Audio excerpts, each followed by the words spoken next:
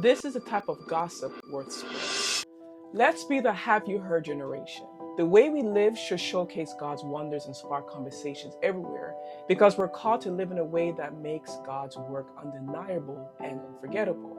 So let's be the generation that makes the world say, "We have heard what the Lord has done." This is a type of gossip worth spreading. When people think of gossip, they usually think of negativity, rumors, half-truths, or words that tear others down. And they would be right. Gossip is intended to be disparaging and may consist of information that isn't necessarily true. But what if we turn that idea upside down and give people who enjoy talking about other people's lives something to talk about?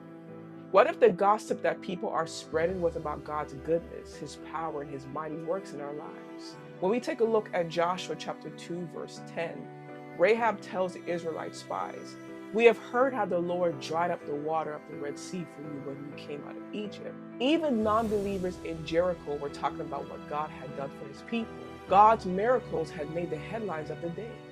That's the kind of report we should want to spread in our generation. Imagine people around us, whether they believe in God or not, saying, "We have heard how the Lord has blessed them, delivered them, healed them, and carried them through." This is more than mere words. It's testimony. Our lives can be living proof that God is real, powerful, and present. And when the testimony circulates, faith arises, hope is stirred, people witness God in our lives, and most importantly, people find salvation, bringing God glory. It can happen if we trust God. Trust in God's plan and leadership to accomplish what needs to be done. And do not be afraid when it seems as though the plan may not work. Pharaoh pursued Israel with 600 of his best chariots, which in that time was equivalent of advanced military technology today. Not only did he use his elite chariots, but he also brought along the rest of his forces. Yet, God, being all-knowing, already had a plan to cause Pharaoh to act in a way that will fulfill his purpose. God was the one who hardened Pharaoh's heart after Pharaoh had repeatedly refused to obey his command to release the Israelites. And once again, he hardened Pharaoh's heart to pursue Israel into the wilderness.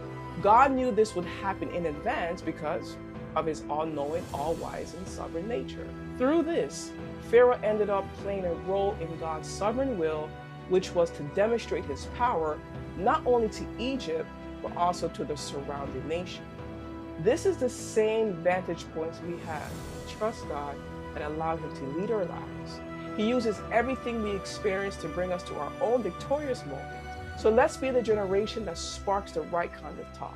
Let's live in such a way that the gossip about us is really about Him.